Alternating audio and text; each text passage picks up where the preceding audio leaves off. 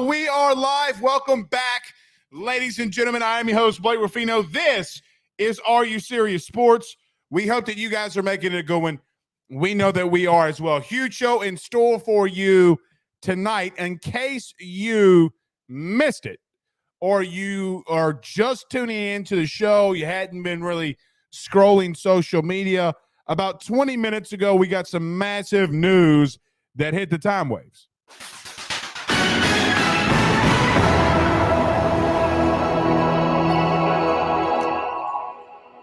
Ross Dellinger of Sports Illustrated is reporting that the University of Texas and the Oklahoma Sooners will be joining the SEC in 2024. So this will be the last season that the Longhorns and the Sooners will be in the Big 12. So they'll play all 2023 sports. What's interesting to find out, I do wonder, I'm pretty sure that this is going to be the case, but college baseball will go through the 2023-2024 calendar years, meaning not this upcoming season like that starts next Friday, but the 2024 college baseball season. They will not be in the SEC. So in 2024, here comes Oklahoma and here comes Tennessee. I got to tell you, Walker, Texas Ranger can't even save the Longhorns anymore. Big game boomer. Where you at, though? Outside of Vandy, I think they're going to get their butts kicked. Just me. I mean, Texas is recruiting pretty good. We'll see what old Sarkisian is going to be able to put together this upcoming season. We'll talk about that here tonight. Ruffino's Rants, Dale Brown Court, will it be renamed? It is on the docket tomorrow. We've touched on this before. I'm kind of really just tired of seeing it and talking about it, but it's in the news and everybody, I guess feels it's a big deal. Tim Brando has been out on every show that he can get on and calling people names. I think he had some very choice words for President William Tate. Why he's got a name, why he's got a name call, but won't, go on shows of people that he called out on is beyond me. So Timmy B, you probably need to be more worried about other things than Dale Brown Court. We did the poll, and the poll, 58% of people believed and thought that Dale Brown Court should be renamed. And quite honestly, I think that it should be up to the fans. That's just my opinion. If both sides can't agree and the board can't agree, why don't you put it up to the LSU fans? Boosters, Taft, whoever. Let them vote on it, and whatever they decide, they decide. I don't think that this should be that difficult. There's so many things that they could do, but I don't know. I don't really care either way. If Sue Gunner's name's on there, great. If Dale Brown's name is on there, great. But having, and I understand that I shouldn't say Mr., but Coach Brown is older in age, and this is his legacy. I understand all of that. But having Tim Brando run out there like a reckless unicorn with that big-ass nose of his doesn't mean that it's okay for him to call the president certain names when he's never even really met the man. So just my opinion, he's not the one that's a part of the board that's going to get to decide this. I mean, he's on you get what I'm saying. So we'll talk about that. But again, I don't really give two Rudy Poos. Like, I could really care. My opinion has been that they should rename it for Shaq. That's always what I believe. And Kim Mulkey, if she wins a couple national titles, and speaking of Kim Mulkey, she should get on there. But speaking of her and the Lady Tigers, they will be taking on South Carolina this upcoming Sunday. We will preview that as well. Super Bowl Sunday. God, we got so much we got to discuss. Super Bowl Sunday is upcoming. What do we think? Like, who do I think is going to win? We'll break that game down as well. Derek Carr to the Saints. Very interesting. I see a lot of people not really wanting that. I will be honest. I'm a Derek Carr fan. I think that they should make this trade if it's just a third round pick, because you really aren't out of a lot. The NBA trade deadline was absolutely insane today. Gave a lot of people heartburn, especially if your name's John Wall. But just, I kind of don't want to really talk about specific trades, just more talk about, if we have time at the end, I guess, to talk about the absolute insanity that it was today in the NBA as well. And as we do every Tuesday and Thursday, hashtag Ask Blake. Have questions, thoughts, concerns, fire them inside of the Rudy Crew chat, and we will get to all of them. Jeff Toos joining us. He said that they'll be joining July 1st of 2024.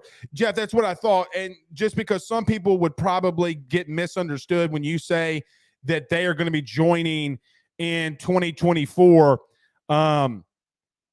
like some people would get confused by that, but that is going to be the start of the new fiscal year. Our good friend Eric Weinberger, the man, the myth, the legend himself. Eric Weinberger, our good buddy over at Believe, absolutely crushing. He says, let's go with the EA UX. What's up, my brother? Pooh Bear, because Zach, I mean, literally, I know. So we have, obviously, you guys know, we have Pooh Bear, producer. Zach's a producer. I know that this statement doesn't come from Zach, and let me tell you why. I put my foot in my mouth last night, okay, and saying some absolutely reckless things about trains and LSU, so I'm going to be careful here tonight. But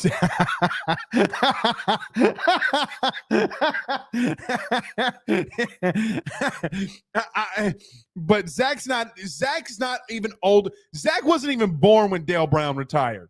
Like my man was young. I mean, Zach was born in like the 99 to the 2000s, So, but Pooh says I'm old enough to remember that naming it Dale Brown Court wasn't a liked idea, especially when he was fired, especially when he was not retained.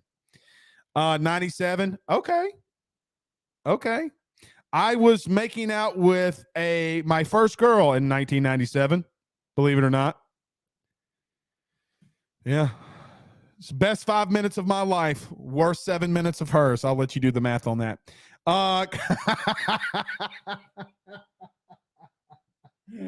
Chris said, if the Saints sign Derek Carr, then they draft a young QB, and Hooker might be out there. Actually, if you guys didn't see it, our good buddies over Believe interviewed Hendon Hooker. I think that you guys would really like that interview. Go over to the Believe YouTube channel. You can check that out. It was an absolutely fantastic interview. And maybe the Saints have already been in touch with him.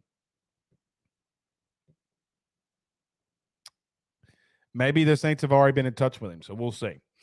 Perry De La Houssaye says, got to be careful what you wish for. It's true. Well, and especially Perry, like, they didn't even, and I said that, I literally said this last week, literally verbatim, word for word. They named it Dale Brown Court, and they didn't even file the proper paperwork or do the proper things, and the whole policy that they were supposed to do and follow to rename it Dale Brown Court, they didn't even follow. So, nevertheless, they're going to get what they sow. They're going to get what they sow on that one. Yeah, I mean, you got to do things right, man. You can't cut corners. You can't do people wrong. But my big thing in all of this has been, I get that there's two passion. Look, we'll talk about it. But there's two very passionate sides, and let the best one win. That's how I feel. I'm not in the business of the only name that I'm worried about, the only thing in something like that round that I'm worried about, I'm not worried about Dale Brown or Sue Gunner Court. That doesn't bother me. The only thing, and I've said this 1,000 times on this show, the only thing that I'm worried about, give number 9 his respectful due. Retire the jersey. Like, why is number 9 not been retired yet? Like, you're going to wait 5 years. Find a loophole. Do whatever you got to do.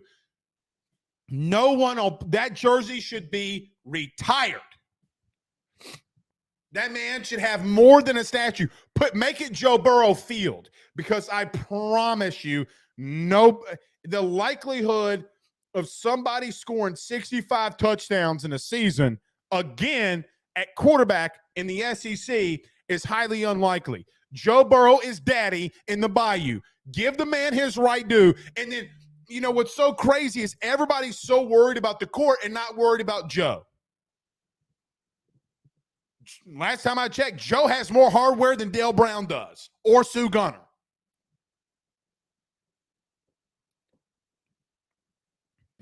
Find a loophole. You got 5,622 attorneys up there.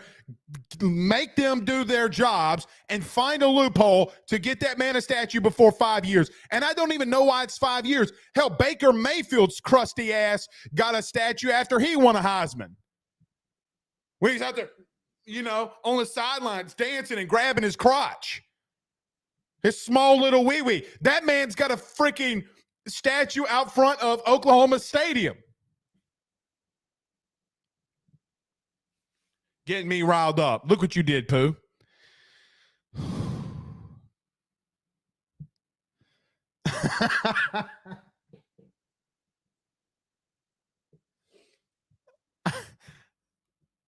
Yes, I said wee-wee. His small little wee-wee.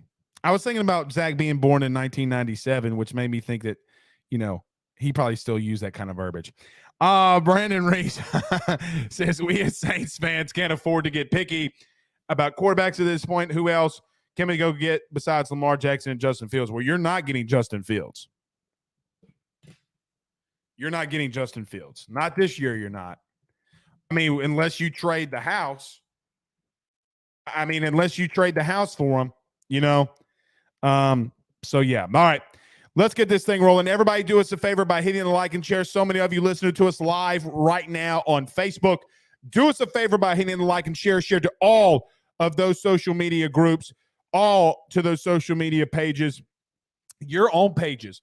We are still doing the $200 giveaway, I might add. So if you're listening to us live on YouTube, do us a favor. If you hadn't subscribed already, hit the subscribe button and the notification bell. That will be one half of the things that you have to do to be in the drawing for $200. Go over to the Ruffino and Joe Show, also on YouTube. Type it in. Hit that subscribe button and notification bell there as well.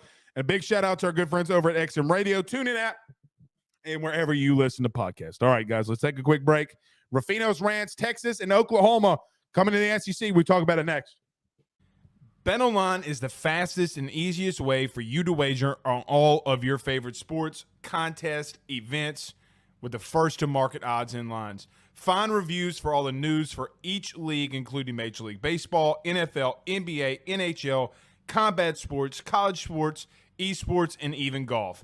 BetOnline continues to be the top online resource for all of your sports information for live in-game betting, props, and futures. Head on over to BetOnline today and use your mobile device to join and make your first sports bet. Use our promo code BELIEVE50, that's BELIEVE50, BLEAV 50, to receive your 50% off welcome bonus on your first deposit. That's betonline.ag, betonline.ag.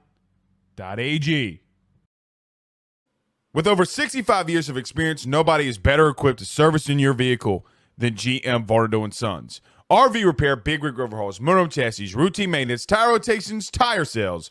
No job is too big or too small over at GM. If you break down the side of the road in the greater Baton Rouge area, they will come and get you. And the best thing about that is that they can come and get you, and then they can bring your vehicle back to their shop and start the repairs right then. Again, GM Vardo & Sons. Go see them over at 2500 Fuller Boulevard. Give them a call at 225-664-9992. 225-664-9992. Tell them your good friend Blake Ruffino sent you on by. All right, let's get this thing started, y'all. Very quickly. Brett Favre is suing Shannon Sharp and Pat McAfee for $70-something million or something like that. I think Brett Favre's got CTE. I'm pretty sure Brett Favre's got CTE. I mean, what in the good wide world are you doing trying to sue Pat McAfee and Uncle Shannon Sharp? What is that even about? I didn't even. What's he suing Shannon Sharp for? Hey, Brett. First Amendment. First Amendment. I don't really understand what you're trying to sue these people for defamation. They're not the one who wrote the articles. Was it wrong? Talk about money hungry. I guess Wrangler doesn't really pay that good no more. There used to be a video of like, I'm not going to go there. I'm not going to go there. But there used to be a really funny Brett Favre video. But I can't talk about it. Fun fact, Dad was Brett's running back in middle school. I'm assuming that's Pooh Bear because, Zach? Okay. How about that? Ken Mallory says Brett trying to get money to pay off that welfare. It's true. It's true. Chance Babin says, don't forget about Copperfit. Yeah, Copperfit stinks. Talk about an absolute scam. All right, everybody do us a favor by hitting the like and share. Share to all of those social media groups. Share all those social media pages. Don't forget to subscribe on YouTube. Okay, if you missed it, if you're just joining us, Texas and Oklahoma, it's been announced. Ross Dellinger broke the news earlier about 25, 30 minutes ago that Texas and Oklahoma is going to be joining the SEC. So how does that really work? Basically, like we just mentioned earlier, they will technically join the SEC on July the 1st of 2024. They'll be at SEC Media Days. That's when all this will kick off. They're going to have to go through some hoops, but they've come to an agreement that the universities, both of them, combined owe the Big 12 $100 million to exit. So let me tell you something. I do think ultimately in the big picture, in the big scheme of things, long scheme of things, this is a win for the SEC. You had two really prominent programs that bring a lot of money to the sport, that bring a lot of things to college athletics, college basketball, college baseball, and obviously college football. It's going to be a long-term win for the SEC that you have both of those programs entering. It's going to be fun to have if you're LSU fans, it's going to be very fun to host Texas in Death Valley. Same with Oklahoma. But let me just say this too. It's also a very big win for the Big 12. Why? Because the Big 12 could have easily really not had anything to show for any of this when Texas and Oklahoma would have exited in 2025. They wouldn't have owed any money. You would have been out. Now you're going to get $100 million. And the way that Ross Dellinger breaks it down is each university inside the Big 12 is going to get a cut of that $100 million. Big win. Cuts a deficit that ESPN didn't pay to the Big 12 on the TV networks a season ago. Big deal for everybody. So I think ultimately it's going to be a good thing. It makes the SEC, whether you like it or not, tougher. I mean, look, you're adding two programs that do recruit at a pretty high level. But let me just say this, though, and I've been saying this from the beginning when Matt Trent got the scoop and got interviewed. I forget the gentleman's name that broke the news at SEC Media Days. And shout out to our boy Matt Trent. I want to make this very well known to every Oklahoma fan, people like Big Game Boomer, and the Texas fans like our good friends over at the Charity Stripe. Playing in the SEC is a different beast. It's a different animal. I know that Texas fans and maybe some Oklahoma fans look at Texas A&M and they say to themselves, well, they did it, so can we. Okay? Well, it's been over 10 years. They haven't won the SEC. They haven't even won their own division in the SEC West. Missouri, when they first came in with a very down SEC East, won the East a couple of pair of times, but that was in the transition of Georgia, Tennessee, and Florida being down. What have they been since then? Missouri caught a East Division program in a down time. That's not going to happen anymore. They think that they're going to recruit at a better clip. They think they're going to recruit at a better pace. Well, I just got a news flash for every Texas fan, every Oklahoma fan. If you think that you're going to be able to recruit better, that means that you're getting other recruits that other schools aren't. Who are you going to steal those 5 stars from? Are you going to be able to steal them from Louisiana? Now, you could say from if you're Texas, well, we got Derek Williams. We got Arch Manning. Well, Arch Manning's a different type of breed. Derek Williams didn't really ever want to come to LSU. LSU's still right there with you in recruiting. Obviously, we know what they've done in the transfer portal, which I think LSU holistically, from a recruiting class standpoint, did a better job in the portal and high school recruiting than Texas did. Oklahoma, who are you going to steal recruits from? Who are you going to steal recruits from? Because if you think that you're going to be able to go up against Kirby, you think you're going to be able to go against Nick, you think you're going to be able to go against Brian Kelly or whomever, if it was that easy, why don't you think anybody else has been able to out-recruit Nick Saban and Kirby Smart? It's not that easy. Just because you're coming into the SEC does not make it that easy. What did I miss, guys? Did I miss something? I saw the chat. I kept seeing it blink. Y'all are laughing. Oh my God.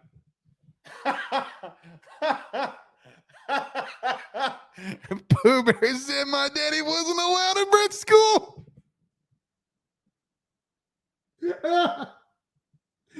Happy Black History Month. Oh my God.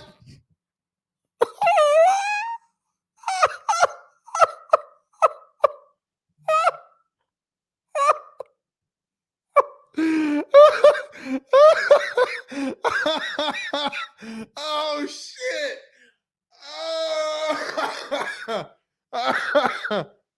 Oh shit. Oh God dang it. Oh, warn me next time. Oh God. Oh, Jesus Christ. Oh, God. Oh, God. Oh, my tummy hurts.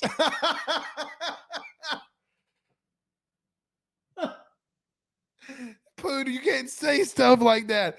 Oh, God. I'm literally crying. I'm literally in tears. Oh, shit. See, this old vet says, send the defibrillator. I'm good. Anyways, Jeezy says Oklahoma and Texas will do fine on the recruiting front, in my opinion. It's the head coaching. Yeah, I mean, look, you can from a Texas perspective. from a Texas, speaking of where Pooh's daddy couldn't go to school to, the University of Texas.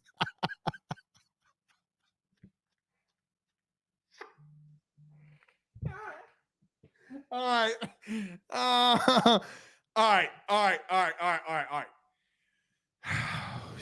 Got to reset. I agree with Jeezy. I still think that they'll do good in recruiting.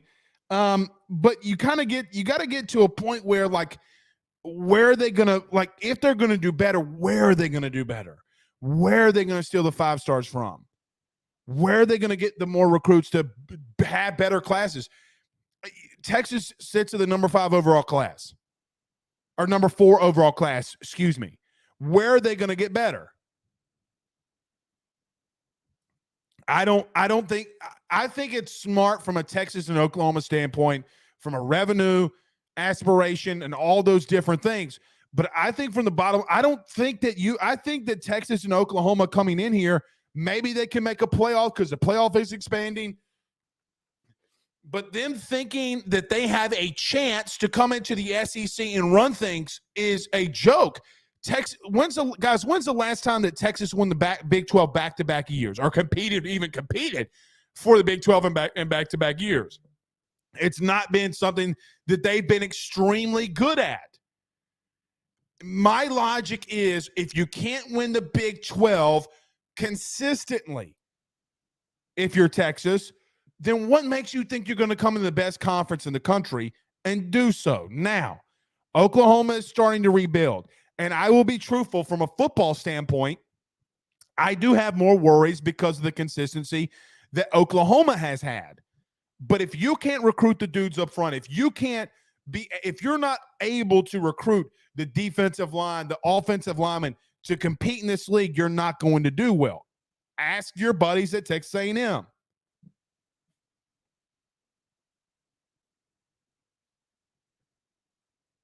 All right. This is true. Guys, this is true. Not that one. This is true.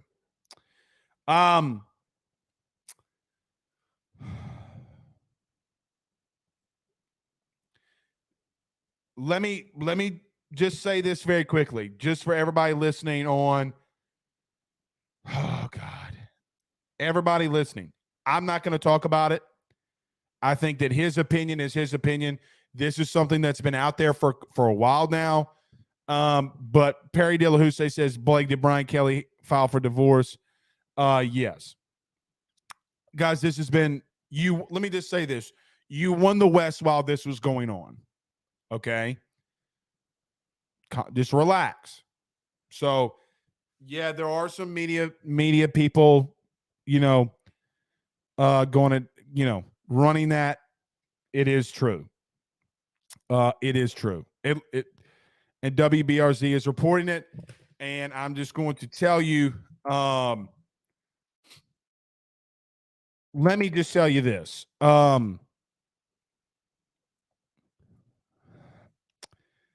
Just because it happened to Orgeron does not mean that it's going to happen to him. So you won the West when this was going on. Okay, so relax. This is a no. Chad Michaels says, do you believe in the 14 pods? No, I don't. Or division realignments. I didn't see a definitive on the 4-team. No, I don't really know. A lot of people favor the pods, like I don't, I don't really favor the pods because, I mean, you're going to be playing all the same. Like, it's going to be this, like, you have 3 other permanent opponents. I just, like, everybody's going to complain about it. I don't know how you do it. Like, I don't think LSU will play Alabama every year. I think LSU would have both Mississippi schools. I think it'd be LSU, Mississippi, Mississippi State, and Arkansas, possibly. But you can't really put Arkansas in there because they have the rivalry with Texas A&M. Obviously, they're probably going to want to play Texas. And that pod would probably be Arkansas, Texas A&M, Texas, and Oklahoma. So I don't know who that 4th team with LSU would be. Would you go up and get Missouri? But Missouri has a long-standing rivalry game with Arkansas. So I don't know how that really stands. Ryan says Louisiana is a single state. Yeah. Darren said, who gives a flying F? Divorce happens. I agree with you holistically on that. I agree with you 1,000%. Guys, it's been going on. A lot of people have known about it. It's fine. It's fine. Brandon Reese says, I think the scheduling will somewhat be a free-for-all similar to the Big 12 and Pac-12. Probably. Maybe. I think that Greg Sankey has a plan. He just hadn't told anybody yet.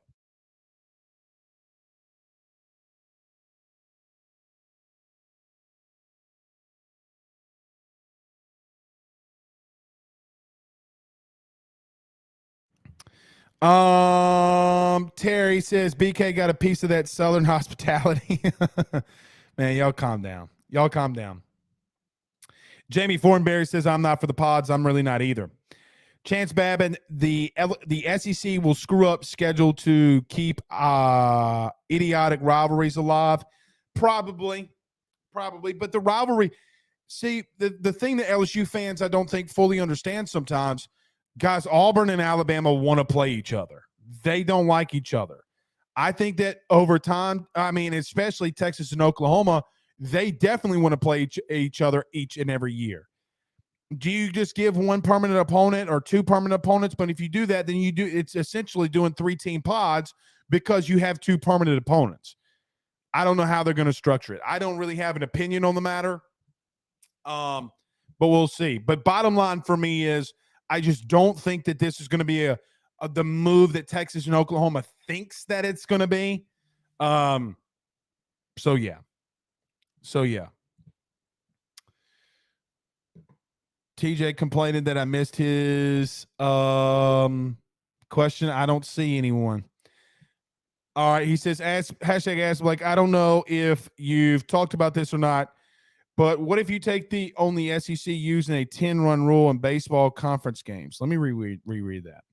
I don't know if you talked about this or not, but what is the take? On the SEC using the 10-run rule in baseball conference games. TJ, I love it. TJ, personally, I love it. I mean, let me tell you why I agree and love it. Because in baseball, you can have a situation where, especially later in the season, you get to a point where when you hit May, late April, May, and if you're able to play in June, guys' arms can get really tired. If you're going out there and you're constantly beating teams by 10 runs, or you're up by 10 runs past the seventh, saves your pitching staff. I don't mind it at all. I don't mind it at all. I would love to know the games, though, where that would have applied. You get what I'm saying? Like, I don't think that there was a lot of games last season where that technically would have applied. Maybe some, maybe there were a lot that I just don't know about. But I don't remember a lot of games a season ago, or a lot of games last year at least, where the 10-run rule would have been into effect. But if it is, so be it. So be it. I mean, like, I don't have an issue with that at all. Shortens the game up. You don't have to sit there for an extra 2 innings for really, I don't want to say any reason, but just don't get 10-run rule going into the seventh. That's how I feel about it. Guys, listen, I'm just going to tell you this. Let's talk about it just to get it out of the way. Zach, do me a favor. I shared this in the AYS group on Twitter. Do me a favor, bring up that WBRZ report so that we can talk about it really quickly and just get this out of the way, because I don't think, look, I literally got 7 text messages up here right now. Blake, did you see? Blake, did you see? Blake, did you see? So can we just get this Brian Kelly thing shared, and just so everybody can see it really quickly? Oh, we hadn't even talked about Dale Brown Court yet. I need to get to that. Chance Babin says Jay Johnson doesn't like it because he can't play young players in late games. Then Jay play. I mean, I don't know. I get where Jay's coming from, and he should. He probably should say that because he's a coach. But as a fan and somebody that covers the team, I'm for it. But again, I'm a fan in the situation. He's got to get his guys ready. Now, can you do that in the midweek? So like, how many times did Jay play younger guys, in the past? All right. You can put it up. Just so everybody knows, yes, we saw it. WBRZ News is reporting just in, LSU head football coach Brian Kelly has filed for divorce from his wife of 28 years. Zach, click the link. So basically, this is from WBRZ. Just scroll down. It says Kelly filed for a petition for divorce from his wife on Monday, and they were set to physically separate on Thursday. The two were married since July 1994. All right, you can click out of it, Zach. Thank you. Guys, stuff happens. It stinks. You don't want it to happen. But the only thing that people are going to care about, and you know this and I know this, the only thing that people care about is, are you going to win football games? Didn't do anything wrong. Both of them are separated. I hate divorce. My parents were divorced. I don't like it. I hope nothing, God willing, ever happens to Megan and I. But it stinks. Not a big deal at all, in my opinion. Not a big deal. I mean, a lot of people will equate this to Orgeron. Guys, Brian Kelly is not Orgeron. He doesn't function that way. He doesn't roll that way.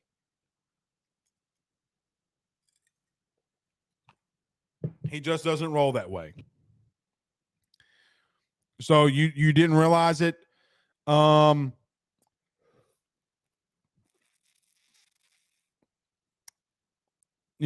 didn't realize it then. People didn't really know about it. I mean, they were obviously in a very tough time. Brian Kelly won the West. I'm assuming they didn't just come to this decision, very easily. They've been together, it says, since 1994. So yeah. Dane says divorce sucks. Been there, done that. Yeah, it's not. I'm sure it's not a fun process. So I don't think that I think it deserves us saying something about it. I don't think we should talk about it at length. It's none of our business. None of our business. Zero part of our business to get into that. All right. Speaking of some LSU and some controversy, I guess. Guys, tomorrow, the LSU Board of Supervisors is going to meet for this Dale Brown court thing. It's continuously been a big thing. I know that it's the offseason, and it's why a lot of people brought it up, especially in the media, because it's the offseason. I don't want to say that they would have changed, they wouldn't have brought it up. They wouldn't have made it this big of a deal. I just want to say this. I don't have an issue with Tim Brando. Never have really. I mean, I've talked to him like twice in my life. He's always been cordial to me. We've always had good some banter back and forth, saying hello, whatever. He probably doesn't remember it. But, he's been calling games for a long time, especially when I was a kid. So you remember a guy that's been on CBS, that's been on ESPN. Literally, he's been everywhere. He's been hired and fired, I'm assuming, from multiple places. It's the business that we live in. The only thing I'm going to say with this is I think that this process with the Dale Brown Sue Gunner court makes things a lot worse when he goes out there and acts the way that he does. Brando's acting like a complete asshole to people, calling President William Tate names, when he probably should have and could have and would have been able to deal with it maybe like a Ben McDonald did. Everybody knows who Ben McDonald was, number 1 overall pick, played basketball in his freshman season for Dale Brown. He's not literally out there calling people names, at least that I've seen. Let me just make this really well known. I have not seen him do that. This does, though, have a really bad look and gives LSU another, I don't want to even say black eye, but it gives them a black eye in a sense of that there's just always drama. I will continue to repeat, as I've always repeated, I could give 2 Rudy Poos what the court's named. Could give 2 Rudy Poos what the court's named. Personally, I think it should be named after Shaq. Well, Blake Shaq never won a national championship. I get that. But I could care less. The problem that I have is that if you're going to call people names behind their back or on somebody else's show, if they extend an offer to you, you better go on their show and debate them. Brando is welcome here if he wants to debate the issue. Do I believe that it's going to get passed tomorrow for Sue Gunter Court, Sue Gunter Dale Brown Court? Sure. Is it a little bit of a black eye? Probably. But I don't think it's as big of a deal either which way that everyone's trying to make it out to be. You got a local media member out here that is constantly taking shots at the Louisiana governor, which I want to just make it well known. And one day, some of you know some things that I deal with on a day in, day out basis. He is wrong in his process. He is, meaning the LSU media member is wrong in what they believe happened. It's just the truth. The LSU Board of Supervisors and President William Tate made a clerical error and broke LSU policy. Now that they have to bring it back to the board, they had to go to the governor in reference to what was happening. That is what's being, that is just the facts. The governor made a statement on it today. You can all make your decision. But like I said last week, I will make it known again now. I will make it known again now. It is of my opinion that the LSU fans should vote. If one side believes one thing and the other side believes the other, let the fan base vote. Let the members of TAF vote. Register to be able to vote if you so damn want it to be. Right? But I'm not going to vote on it. I don't care enough. I don't think either one of their names should be on the court, to be honest with you. I don't think it should be Dale Brown or Sue Gunner Court. I don't think that they did enough. I know that everybody talks about what they did out in the community, and I understand that. But it's not a community court. It's LSU's court. You get what I'm saying? Like everybody talks about, oh, what Sue Gunner did this in the community. Dale Brown did this in the community. And I'm with you. Applaud Dale Brown for doing that. It's absolutely fantastic. But you're not there to watch the community play basketball. You're there to watch LSU men's and women play basketball. You're there for gymnastics. You're there for you're not there for community outreach. You're just not. So when you want to name something for LSU athletics after somebody, it's of my opinion that you should name it after the person that it really should be named after. There's a guy over 7 foot that dunked on everybody. That's who the court should be named after. Then what do you do if Kim Mulkey wins multiple national titles? And we're going to get to her in a minute because they got a massive game coming up on Sunday. Then what do you do? Oop. Shut out some ice. Pause. Pause. Then what do you do if Kim wins multiple national titles at LSU? Because then is a statue enough? I don't really care of the semantics of who has what, where. Dale Brown has this, Sue Gunner has this. Really could care less. But when you have a guy like Tim Brando out here who's made it well known of his bias towards, meaning for Dale Brown, then what? You know, like Tim Brando's out here calling for Shaq to make a statement. If Shaq doesn't want to make a statement, he doesn't have to. Maybe their relationship, you don't know everything that's going on there. Shaq is in it. What if Shaq wants the court named after his ass? And I will promise you this, if LSU wins a national title with Kim Mulkey, Shaquille O'Neal should get a ring. For people in the know, you know exactly what I mean by that. LSU wanted to raise more funds to get her. Shaquille made a big one. It's not a community court. It's an LSU court.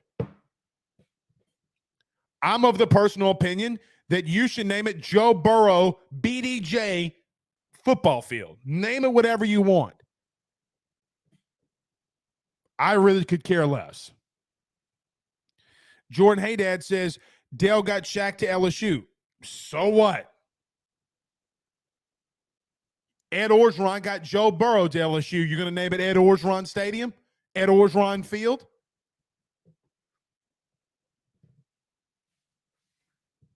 I'm just saying.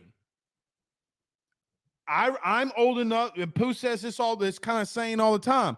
I'm old enough to remember when Dale Brown was let go at LSU. Wasn't on good terms. I don't really care about let me say this. I care that Dale Brown did so much for the community. I think it's fantastic. And that's not a shot at Dale Brown.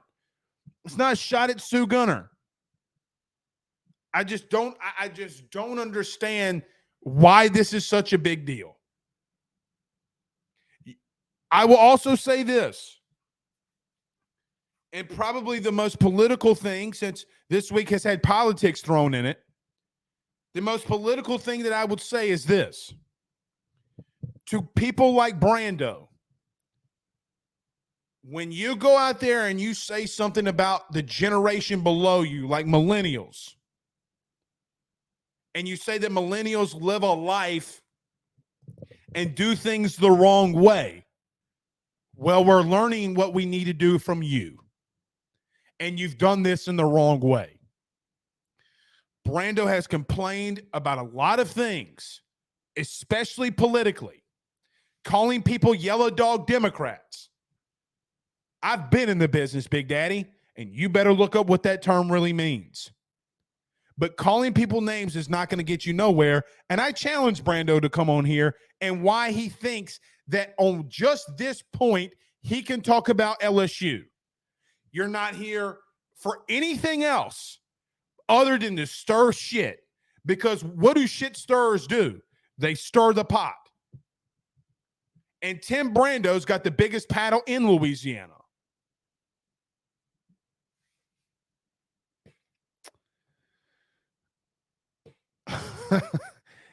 Edo Nuss bus driver says Edo's here just right on time. Okay. Ray says simple solution, take the name off the court. I agree. He didn't say blue dog. He called him yellow dog Democrat.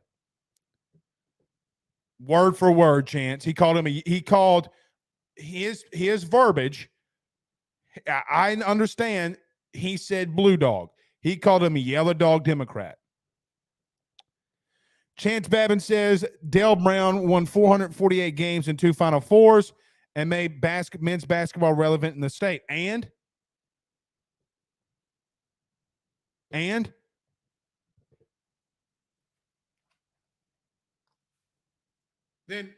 Chance, by that logic, you should name the court, you should name the field.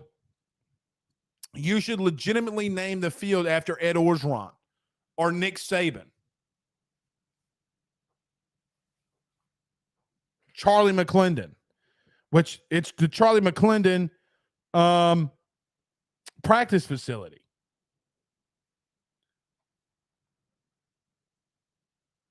Interesting stat. Zach, did you put this in like a poll, like a little blind resume thing?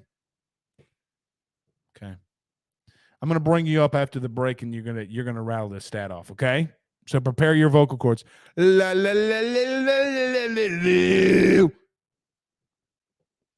your vocal cords. Dane Bergeron says, hashtag ask Blake. Dick Vitale was the head cheerleader to name the court for Dale Brown. He also was one. Dane Bergeron, you left off Les Miles. Do you guys want to name it the field after Les Miles? You don't now because of what he was involved in. Didn't do anything wrong necessarily. Like he didn't break a law in reference to, I mean, he had relations with people that are over 18. I think both ladies were 21. In 20 years, are you going to want to name it the field after Les Miles? Now, I will tell you, over my dead body.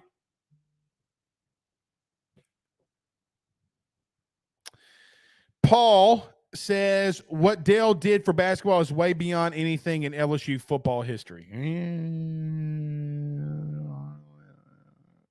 it though? Is it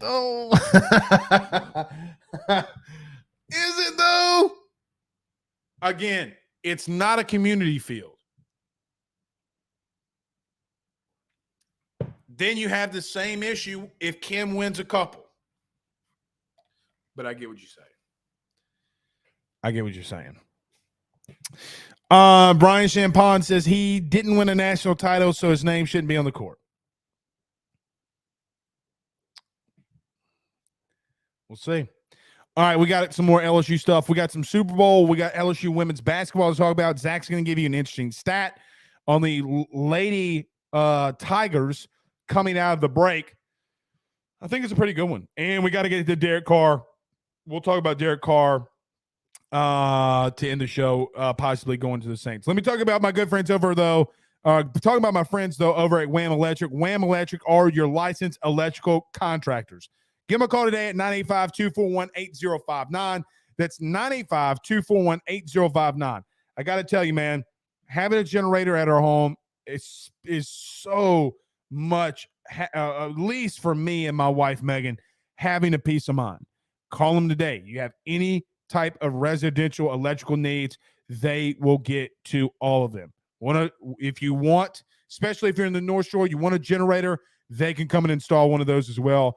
Those Generacs are an absolute lifesaver. And before you know it, hurricane season will be here.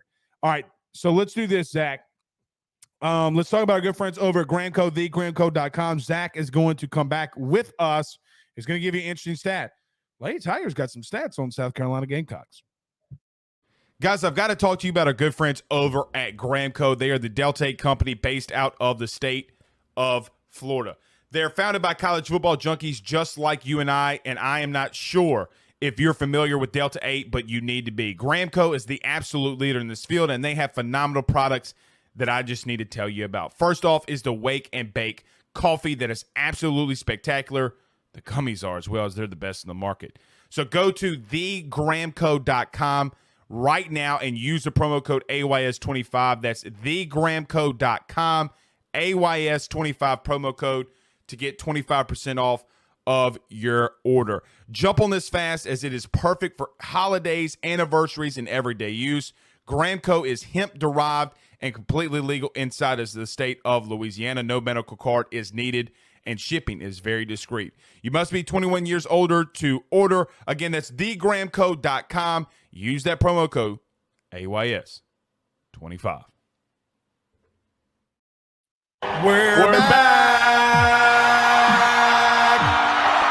Unlike Texas, who's joining the SEC. Zach, you have so let me preface this. The LSU Lady Tigers are going to be taking on the number 3 Lady Tigers, going to be taking on number 1 South Carolina Gamecocks. But Zach has a really interesting stat here, Zachy. What do you got? Yeah, so I've been really looking into this game because obviously it's the biggest matchup of the entire season in women's college basketball. Obviously, LSU fans have been super excited to see what the girls have been doing this year. And I think obviously this game is going to really show us whether or not LSU can hang with the big dogs in women's college basketball. You know, obviously South Carolina, Stanford, Indiana, Iowa, those type teams. So I started looking into the points, just overall points for both these teams. And overall in the season, they're like really, really close. LSU has scored 1,918 points on the year. South Carolina scored 1,891 points on the year. So, really LSU's beating them in that category. But here's what really worries me, Blake.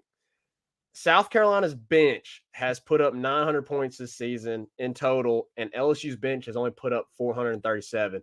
So clearly in this matchup on Sunday, LSU is going to have to hang with them whenever you got the big dogs out like Angel Reese and Angel Morris, or Angel Reese and Alexis Morris. Okay. Give us the bench points one more time.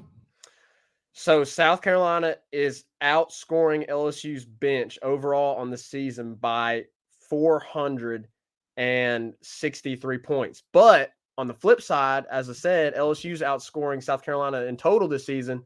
So the starters for LSU are outscoring South Carolina starters 1,481 to 991.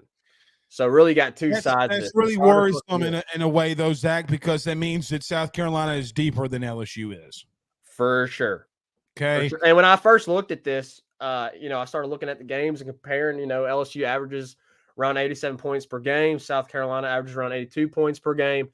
I was thinking, okay, so LSU's bench is doing well later on in the games, when they're getting tired and beating down people, then South Carolina's bench is doing.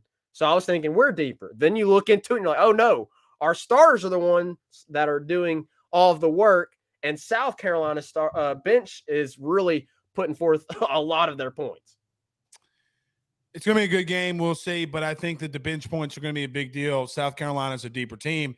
Yep. If LSU wins, Alexis Morris and Angel Reese are going to have to go cuckoo for Cocoa Puffs, but I'm going to tell you, I think that the guards are going to have to absolutely shine. South Carolina has two bigs at the 4 and 5. You're just going to have to you're going to have to really shoot on Sunday. They're going to be careful with turnovers too, because the guards for LSU have struggled with turnovers the last few games. Obviously, it's been Only turnovers that I like are in a bakery, Zach, and that's all that the lady, only the Lady Tigers are going to do on Sunday. All they right, struggle with them, so prediction they for got the to clean game. it You up. got a score? I'm gonna go LSU, baby. I feel it. It's gonna be tough going to South Carolina. It's sold out. The crowd's gonna be absolutely packed. You think it's going to be packed on a Super Bowl Sunday? It's sold out. Yeah, but We'll LSU see. sells out a lot and they don't pack it. Maybe they will. Maybe they will. Maybe they will. I will say we got robbed of a 1 versus 2 for sure. But anyways. Yeah, go out there and beat them, and it doesn't matter. Doesn't I'm matter with where you. you're at. Go out there and prove it. I'm gonna go Lady Tigers. Let's go. All right, give me LSU Tigers 81-78. The last time we did something like this, Zach, you were so wrong. If you don't remember, you went 2-74 in college baseball last year. So hopefully 2-74. Man, he mathematically can't do that. Carol Falls since 999 via Super Chat. Our good friend Carol Falls over at State Farm. Zach, do we have that? Oh, no, it's just a picture. But our good friend Carol Falls over at State Farm, give him a call today. Let's just do this. Guys, you might know my good friend Carol Falls and all the great service that he provides over at State Farm. He is your good neighbor after all. But did you know State Farm has surprisingly great rates as well? Along with the great neighbor service, State Farm agent Carol Falls has surprisingly great rates for everyone inside the state of Louisiana. So call him today at 985-395-4300, 985-395-4300 for all of those surprisingly great rates on auto, home, and life insurance needs. Like a good neighbor, State Farm is there, and individual premiums will vary by customer. All applicants subject to the State Farm underwriting requirements. But he sends 999, our good friend Carol. He says the two most significant people in LSU basketball are first Shaq and two Pistol Pete as a distant second. Brando has wee issues. Brando does have wee issues. He's got a small one. Itty bitty little weenie. Somebody asked, oh shit.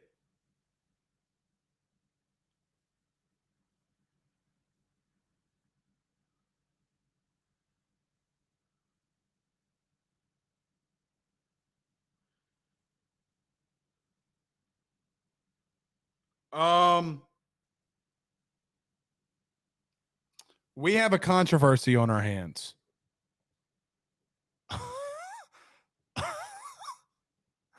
I don't know if Brian Kelly got divorced or not. A lot of people have been talking about it.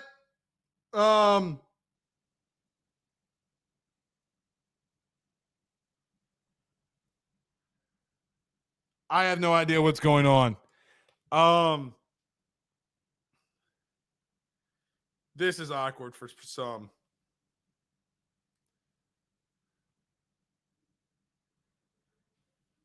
I have no idea what's going on. But there's about to be something that comes out that that's like what I said. Want to stay out of it, but glad we had nothing to do with it. I'm glad that we had absolutely zero to do with it. Oh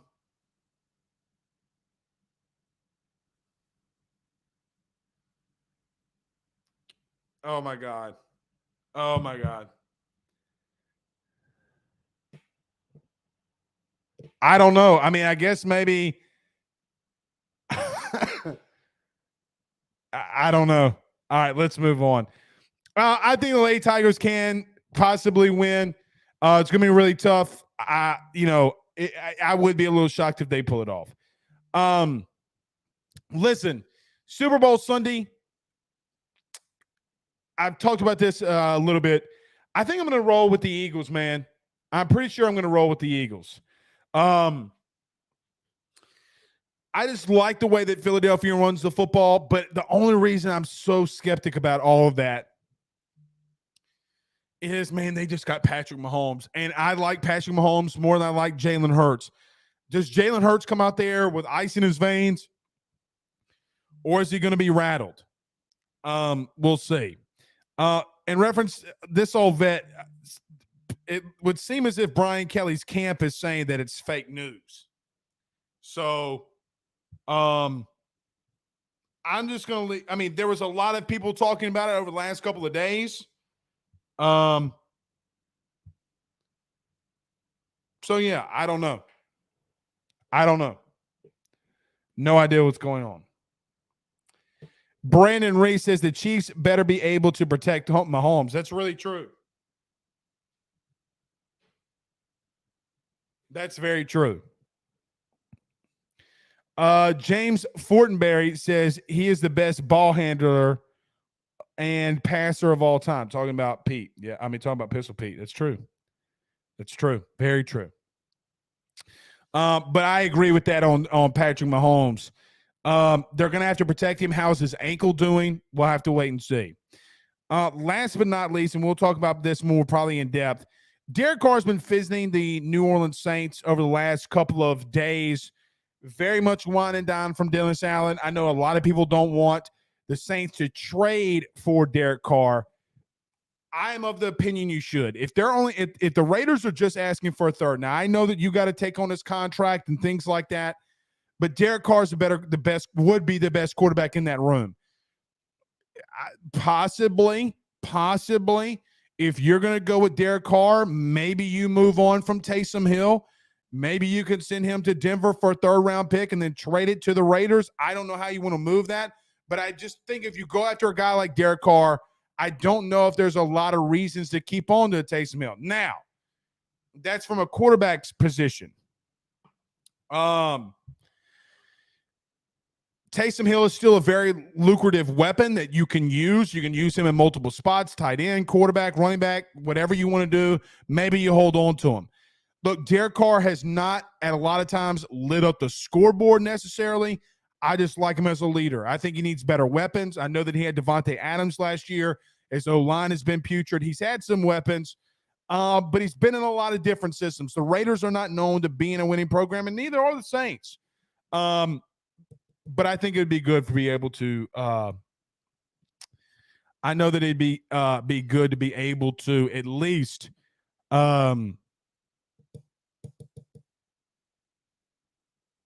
get him. How about that? All right. Zachy, let's get out of here. We'll see y'all this weekend. We'll be doing live Ruffino and Joe show on Saturday. Till then, we'll see y'all at 10 a.m. Saturday morning. It's been a good show. Had no idea what's going on. Ask people WBRZ. Later, guys.